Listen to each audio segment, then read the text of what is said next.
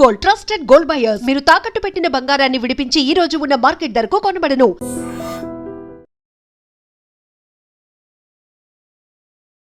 నమస్కారం, welcome to I dream. ధర్మ మార్గం విత్ విజిత కార్యక్రమానికి స్వాగతం.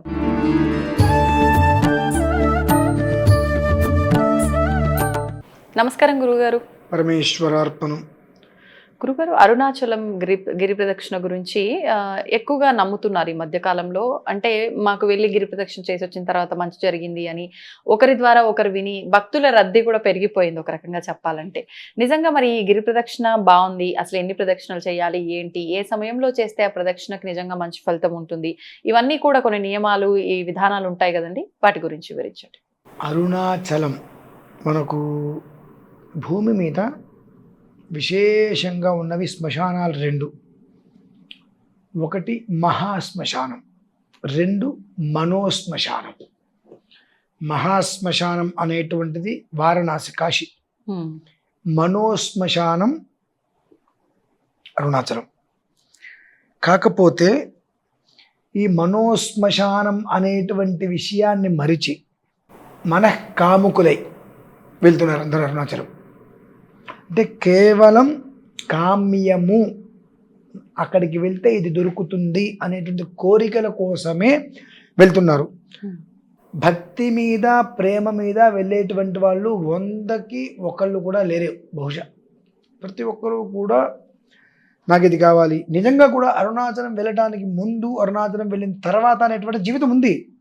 కానీ నీకెందుకు కోరిక? ఇప్పుడు రమణ మహర్షి వారు అంత జపము, అనుష్ఠానం, తపస్సు చేసింది. నా పిల్లకి పెళ్ళవట్లేదు, నేను అరుణాచలం వెళ్ళాను. నా పిల్లలకి పిల్లలు పుట్టట్లేదు, అరుణాచలం వెళ్ళాను. అంటే నీ పిల్లలకి పెళ్ళవడానికి, నీ పిల్లలకి పిల్లలు పుట్టడానికి ఆయన తపస్సు చేసింది. అసలు తపస్సు చేయడం దేనికి? అంతటి అగ్నిలింగేశ్వరుడు అక్కడికి వచ్చి నిలబడింది దేనికోసము? నీ కోరికలు తీర్చడానికా? కోరికలు లేని జీవితం ఇస్తాడు ఆయన నీకు. అగ్నిలింగేశ్వరుడు అని అంటేనే భస్మం చేసేటుంటాడు అన్ని. అదే మనోశ్మశానం. మనోశ్మశానము అని అంటే శ్మశానానికి ఏం కోరికలు ఉంటే ఎవడైనా సరదాగా శ్మశానానికి వెళ్దాం అంటాడా? అన్నారు. సరదాగా దుబాయ్ వెళ్దామంటాడు. ఇంకోటి అంటాడు, ఇంటో అంటాడు, ఏమీ తోచట్లేదురా కాసేపు సరదాగా శ్మశానానికి వెళ్దామని ఎవరైనా అంటారా? ఎందువలన ఒక రకమైనటువంటి స్థితిగా ఏర్పడిపోతుంది మనోశ్మశానం. అటువంటిది మనోశ్మశానం. అది అంటే ఏంటి? మనస్సులో ఇక ఏమీ ఉండదు. శ్మశానము అంటే అక్కడ శవదహనం తప్ప ఇంకా ఏమీ ఉండదు. మనిషికి అంత్యం, చివరి గమ్యం అది. అంతకుమించి ఇంకా ఉందా? లేదు. కనుక దాన్ని మనోశ్మశానము అంటారు. నీ మనస్సులో ఉండేటువంటివి ఏవైతే ఉన్నాయో వాటిలన్నింటినీ కూడా దహించుకోవటం కోసం ఇక్కడికి రా. మనం దేనికి వెళ్తున్నాము? కోరికలు. నాకు ఇది కావాలి, అది కావాలి, ఇంకోటి కావాలి, ఇంకోటి కావాలి, రకరకాల కోరికలు కోరి ఆ కోరికలు తీర్చుకోవడం కోసం మనం వెళ్తున్నాం. అది పాపమా పుణ్యమా అనేటువంటిది మనల్ని మనం ప్రశ్నించుకోవాలి. ఒకటి. రెండు, ఆయన ఎవరో చెప్పారు, ఈయన ఎవరో చెప్పారు అని చెప్పి పౌర్ణమి రోజు నాడే అందరూ గిరి ప్రదక్షిణ చేస్తున్నారు. ఎక్కడా లేని ఒక గొప్పతనం ఏం తెలుసండి? నీచాతి నీచమైన గొప్పతనం, దరిద్రమైన గొప్పతనం మన దగ్గరే ఉంది. ఏంటండి?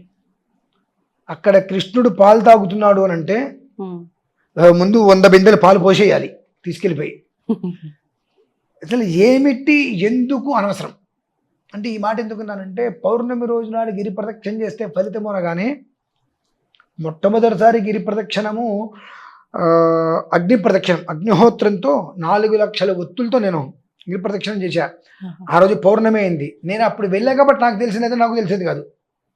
ఉదయం నుంచి సాయంత్రం వరకు నార్మల్గానే ఉన్నారు జనాలు. సాయంత్రం 6:30 దాటి 7 అయ్యేటప్పటికి మీరు గుప్పెడు తీసుకుని ఇసుక పైకి ఇస్తే కిందకి రాలేదు ఇసుక. దగ్గర 10 లక్షల మంది అండి జనాలు ఉన్నారు.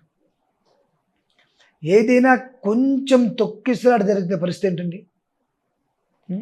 అరుణాచలం చుట్టానికి వెళ్ళారు, తొక్కిసలాట జరిగింది, ఇంతమందికి ప్రాణ నష్టం కలిగింది, ఇది జరిగింది, అది జరిగిందని చెప్పి దేవుణ్ణి, ఆలయాన్ని, ఆ ప్రాంతాన్ని భ్రష్టత్వం చెందిస్తారు. మరి ఇక్కడ ఏమాత్రము కూడా విచక్షణ లేకుండా, అంటే పౌర్ణమి అంటేనే శివుడా? మిగిలిన రోజుల్లో శివుడు కదా? మరి మిగిలిన రోజుల్లో పిశాచమా? అంటే విశేషమైన రోజుల్లో అయితే ఇంకా మంచి ఫలితం. ఎవరికి విశేషం? దేనికి విశేషం? శుభ నక్షత్రే శుభయోగే శుభకరణ ఏవంగునని చెప్పి ప్రతిరోజు మనం చెప్పుకుంటున్నాంగా. ఈశ్వరుడికి ప్రతిరోజు అభిషేకం జరుగుతుందిగా. అది కదా విశేషం అంటే. పౌర్ణమి 10 లక్షల మంది వెళ్ళారు, దర్శనం చేసుకోగలుగుతున్నారా? గంటలు గంటలు గంటలు గంటలు 1.5 రోజులు కూడా క్యూలో నించున్న దాఖలాలు నాకు తెలుసు. అలా దర్శనం కాక తిరిగి బయటకు వచ్చేశారు. చివరికి అక్కడికి వెళ్ళంగానే మనం కళ్ళు మూసుకుంటే వాడు పక్కకి లాగేస్తాడు. ఇంకా ఎందుకయ్యా, విడి రోజుల్లో ఆయన మొహం చూసే వాళ్ళు ఎవరు లేదుగా. అప్పుడు వెళ్ళు, నువ్వు మాట్లాడు, నీతో పలకరిస్తారు, నేను మాట్లాడతాడు ఆయన. ఇంతమందులు నువ్వు వెళ్ళిపోయి అక్కడికి వెళ్ళిన తర్వాత ఏం చేస్తారు, రికమెండేషన్స్, వాళ్ళతో ఫోన్ చేసి దర్శనం. ఇంతటి దానికి నువ్వు వెళ్ళటం దేనికి అంటే, ఒక దాన్ని పైకి తీసుకురావాలన్నా కిందకి తీసుకురావాలన్నా జనాలకి ఏమాత్రము కూడా విచక్షణ ఉండదు. ఇటువంటివి చేసి భక్తి అనేటువంటిది ఒకటి పెట్టి భగవంతుడిని మనిషికి దూరం చేస్తున్నారండి. భగవంతుడిని మనిషికి దూరం చేస్తున్నారు.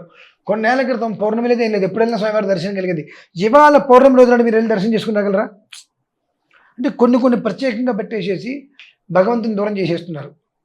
వీటి రోజుల్లో వెళ్తే ఆయన దర్శనం చేసుకునే ఉపయోగం లేదేమో, పౌర్ణమి రోజే వెళ్ళాలేమో అనేటువంటి రకరకాలుగా పుర్రెకి ఒక బుద్ధి, పుర్రెకి ఒక బుద్ధి అనేటువంటివి దృష్టిలో ఉంచుకొని రకరకాల వ్యవహారాలు చేస్తున్నారట.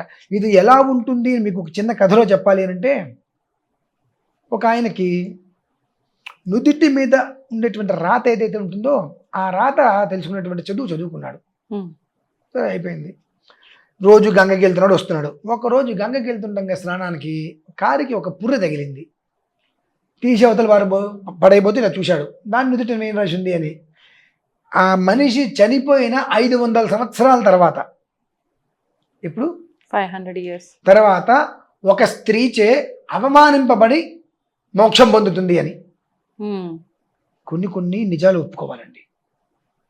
ఇది జరగాలి అంటే జరిగితేనే ఆ యోగం ఉంటుంది. ఆయన చూసి పుర్రెకి మోక్షం ఏంటి, పుర్రెకి మోక్షం ఏంటి అని చెప్పి ఒక చెట్టు త్వరలో పెట్టాడు పుర్రెని. ప్రతిరోజు ఉదయం సాయంత్రము నదికి వెళ్ళటం, వెళ్ళేటప్పుడు చూడటం, వచ్చేటప్పుడు చూడటం. ఇది కొన్ని రోజులు జరిగింది. అయితే అనుకోకుండా ఈయన ఊరు వెళ్ళాట. ఈ ఊరు వెళ్ళాడు, ఒక వారం రోజులు ఆగి వచ్చేసేసాడు. మళ్ళీ రోజు యథావిధిగా వెళ్తున్నాడు. ఆ త్వరలో ఆ పుర్రె లేదు. విచారం పట్టుకుంది, ఏమైంది, పుర్రె లేదు. భార్య ఏంటంటే ఆలోచిస్తున్నారు అంది. ఏం లేదులే అంటే, చెప్పండి అంటే, ఏం లేదులే అంటే, మీరు చెట్టు త్వరలో దాచిన నా సవితి పుర్రె కోసమా అని. నీకెట్టా తెలుసు? ఆ పుర్రెని రోజు చెట్టులో దాచుకుని వెనక్కి ముందు పొద్దున సాయంత్రం వచ్చే ముందు వెళ్ళే ముందు దాని క్షేమాలన్నీ చూస్తున్నట్టు కదా మీరు. ఆ విషయం ఊర్లో అందరూ చెప్పారు. మీ ఆయన రోజు వెళ్తూ వస్తూ చూస్తున్నారు. ఏంటండి పుర్రెకు క్షేమం ఏముంటది అసలు, ఆ పిచ్చి కాకపోతే? అంటే తత్వం అండి. మనిషికి ఆలోచన లేకపోవటం, మనిషికి ఆలోచన లేకపోవటం. వాళ్ళు వీళ్ళు చెప్పారని చెప్పి నా సవితి పుర్రె అందులో పెట్టుకుని రోజు దాన్ని చూసుకుని ఆనందపడుతున్నావు. కాబట్టి నాకు కోపం వచ్చి ఆ పుర్రెని తీసుకొచ్చి ఇంట్లో వేడి నూనె దాన్ని నెత్తి మీద పోసాను. అయినా నా కోపం చల్లారలేదు. రోట్లో పెట్టి దంచి ఆ పొడి తీసుకెళ్లి గంగలో వేశాను అందుట. పోసి పిచ్చి మొహమా, ఆ పుర్రె మీద చనిపోయిన 500 సంవత్సరాల తర్వాత ఒక స్త్రీచే అవమానింపబడి మోక్షం పొందుతుందని ఉంది. అసలు ఏంటి, ఎలా అవమానపడుతుంది, పుర్రెకి అవమానం ఏంటి, పుర్రెకి మోక్షం ఏంటి అని తెలుసుకోవడం కోసం అందులో పెట్టాను. అది నీచే వేడి నూనె ద్వారా అవమానింపబడి రోట్లో దంచబడి గంగలోకి వెళ్ళి దానికి మోక్షం కలిగింది అని చెప్పుకుంటూ. అలానే కేవలం పౌర్ణమి రోజు వెళ్తే మాత్రమే ఫలితం అనేటువంటిది పుట్టించి మిగిలిన రోజుల్లో అసలు వెళ్ళాల్సిన అవసరం లేదన్న రీతిలో తీసుకొచ్చారండి జనాలు. ఎంత తప్పండి అది. అవును. సర్వకాల సర్వావస్థలు ఎందు మన గురించి ఆయన అక్కడ అహర్నిశలు ఉంటే పౌర్ణమి మాత్రమే ప్రత్యేకత అనేటువంటి దాన్ని తీసుకొచ్చి భ్రష్టుత్వం చెందించారమ్మా. అరుణాచలము అనంటేనే ఆ జన్మకి ఇక రుణం పోయింది నీకు. ఆ జన్మతో నీకు ఆ రుణం తీరిపోయింది. అది నీకు అక్కడికి ఇప్పుడు నాకు ఇవాళ 42 దగ్గరగా 36-37 ఏళ్ళు నాకు వచ్చేంతవరకు నేను అక్కడ అడుగు పెట్టలేకపోయానండి. ఇంకా 38 ఇంకా చెప్పాలంటే నేను అక్కడ అడుగు పెట్టలేకపోయా. తిరుపతి నుంచి 2 గంటలు అనేక పర్యాయాలు నేను తిరుపతి వెళ్ళి కూడా అరుణాచలం వెళ్ళలేకపోయా. ఆ యోగం రావాలి. అక్కడికి వెళ్ళామంటేనే అదృష్టం. నేను అక్కడికి వెళ్ళి కొన్ని రోజులు ఉండి తర్వాత కొంతమంది లోభగ్రస్త హృదయం మనుషులు లోపలికి ఒకటి పెట్టుకుని బయటికి ఒకటి కొందరు అటువంటి మనుషులు నా నుంచి దూరం అయిపోయారు.